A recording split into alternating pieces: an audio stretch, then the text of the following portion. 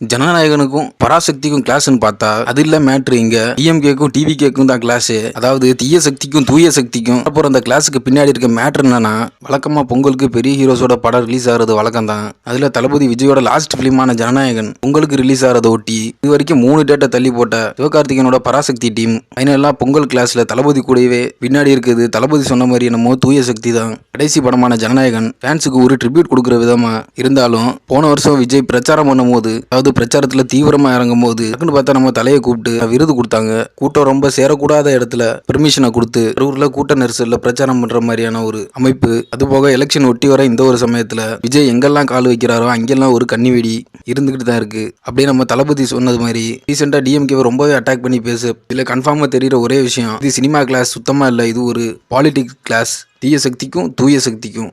Wait பண்ணி பார்க்கலாம். Election இன்னும் கொஞ்ச நாள் தான் இருக்குது. அதுக்குள்ளே என்னென்ன ஸ்ட்ரகிள்ஸ்லாம் வரப்போகுதுன்னு தெரில.